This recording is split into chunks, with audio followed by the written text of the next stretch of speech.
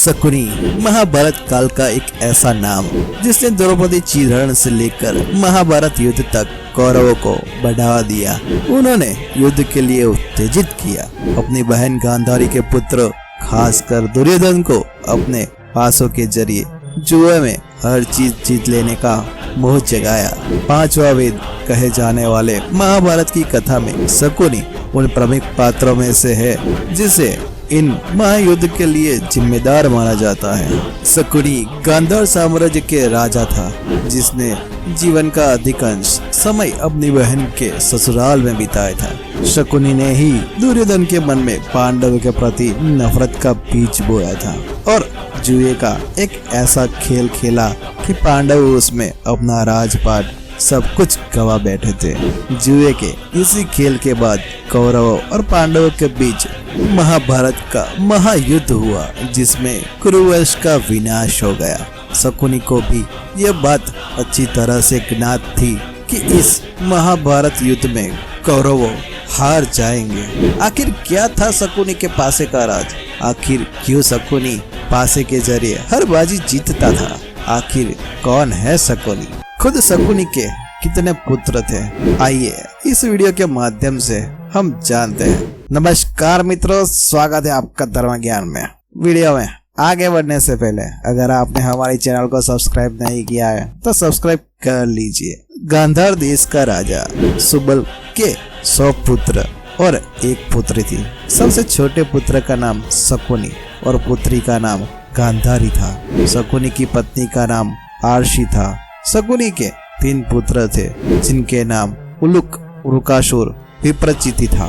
ज्योतिषियों के अनुसार गांधारी की जन्म कुंडली में प्रथम पति की मृत्यु का योग था। इस दुर्घटना को टालने के लिए उन्होंने एक सुझाव दिया।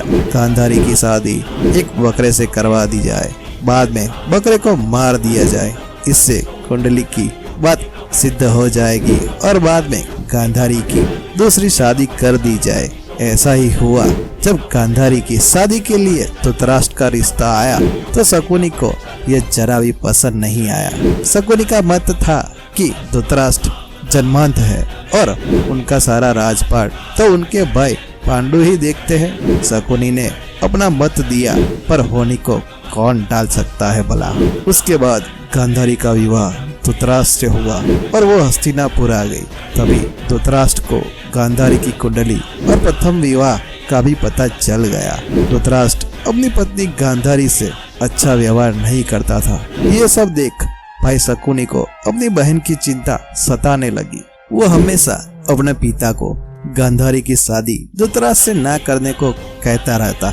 वह अपनी बहन गांधारी से बहुत स्नेह करता था और संसार के हर भाई की तरह यह भी चाहता था कि उसकी बहन की शादी एक योग्य व्यक्ति से हो और उसका जीवन हमेशा सुखमय रहे, खुशहाल रहे। मामा शकुनी द्वारा अपने बहन के पूरे परिवार का नाश करने के पीछे एक कथा आती है जिसके अनुसार शकुनी कभी भी अपनी बहन गांधारी का विवाह नेत्रहीन धृतराष्ट्र के साथ नहीं करना चाहता था, लेकिन भीष्म के दबाव के कारण उसे ऐसा करना पड़ा।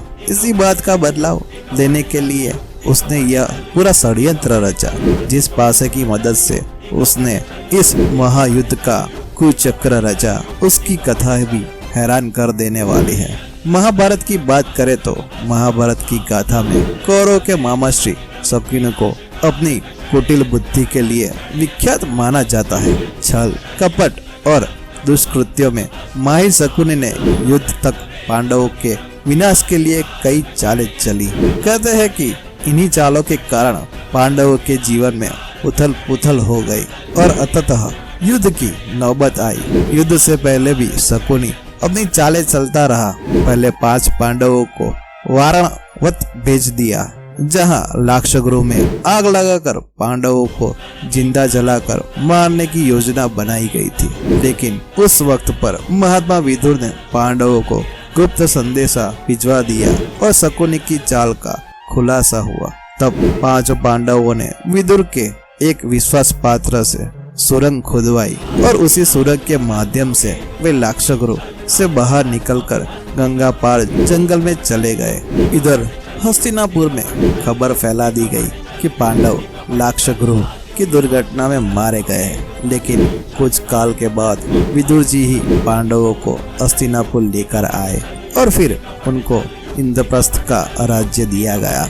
यह सब देख शकुनी और भी क्रोधित हुआ और फिर एक बार दुष्ट दुर्योधन ने शकुनी मामा के कहने पर भीम को जहर देने की योजना बनाई। सभी को गंगा के तट पर प्रणाम कोटि स्थान में जल क्रीड़ा करने और उत्सव मनाने के लिए एकत्रित किया और दुर्योधन की योजना अनुसार चुपके से भीमसेन के भोजन में विष मिला दिया गया।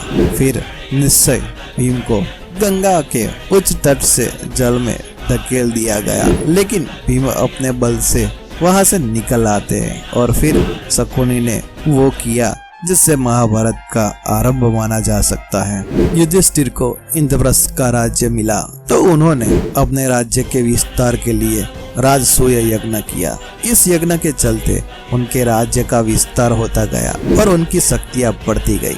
इस बढ़ती शक्ति से चिंतित होकर ही शकुनी ने दुर्योधन के साथ मिलकर कपट की नई योजना बनाई। उसने 64 जुए के खेल का आयोजन करवाया, लेकिन पांडव यह नहीं जानते थे कि शकुनी के पास केवल उसी के इशारे पर चलते हैं, यानी कि पासे उसी के शकुनी के इशारे पे चलते हैं। इस खेल में पांडवों व द्रौपदी का अपमान ही कुरुक्षेत्र के युद्ध का सबसे बड़ा कारण साबित हुआ। इस हार के बाद पांडवों को 13 वर्ष का वनवास में ही रहना पड़ा।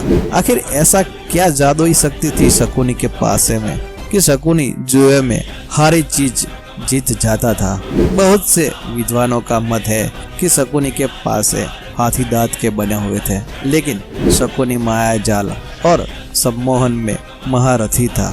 पासे फेंकने के बाद कई बार वे पांडवों के पक्ष में होते थे, लेकिन शकुनी के माया जाल से उन्हें लगता था कि वो हार गए हैं। ये भी कहा जाता है कि शकुनी के पिता ने शकुनी से कहा था कि तुम मेरी उंगलियों से पासे बनवा लेना, इनमें मेरा आक्रोश भरा होगा, जिससे 64 के खेल में तुम्हें कोई हरा नहीं पाएगा। पिता की उंगलियों से बने पासे से 64 खेलने के कारण ही शकुनी हर बार पांडवों को हराने में सफल हुआ। कई कहानियों में यह भी वर्णित किया गया है कि शकुनी जुआ खेलने में निपुण था। 64 गेम का शकुनी जानकार था। शकुनी हमेशा अपने पास जो पासे रखता था, ये पासे बहुत ही विशेष थे। शकुनी ने अपने पिता की मृत्यु के बाद उनकी रीढ़ की हड्डी से इन पासों का निर्माण किया था। ये पासे शकुनी के मुताबिक कार्य करते थे। शकुनी ने ही कौरवों को जुआ खेल की लत भी लगाई। महाभारत का युद्ध धर्म और अधर्म के बीच लड़ा गया था। महाभारत का युद्ध कराने में शकुनी की अहम भूमिका थी। शकुनी महाभारत का सबसे कुटिल पात्र था। शकुनी की कुटिल चालों का परिणाम ही महाभारत का युद्ध था, परंतु आखिरकार बुराई पर अच्छाई की जीत हो ही गई और महाभारत युद्ध पांडवों द्वारा जीत लिया गया। महाभारत का यह भीषण युद्ध 18 दिनों तक चला था। युद्ध के 18वें दिन सहदेव ने शकुनी का वध कर दिया। इस प्रकार सहदेव के हाथों शकुनी की मृत्यु हुई। सहदेव 5 पांडवों में से एक और सबसे छोटे थे। इस तरह शकुनी की चालों और षड्यंत्र का अंत हुआ। तो दोस्तों, आपको पता चल ही गया होगा कि शकुनी कौन थे, क्या कर रहे थे और महाभारत में उनकी क्या भूमिका थी और खासकर उनके पासों का क्या रहस्य था। आशा रखते हैं आज की वीडियो आपको पसंद आई होगी। वीडियो को अंत तक देखने के लिए धन्यवाद। अगर आपको ये वीडियो पसंद आई है तो वीडियो को लाइक कीजिए और ऐसे ही धर्म के रहस्य के बारे में जानने के लिए आज ही हमारे चैनल को सब्सक्राइब कीजिए। धन्यवाद।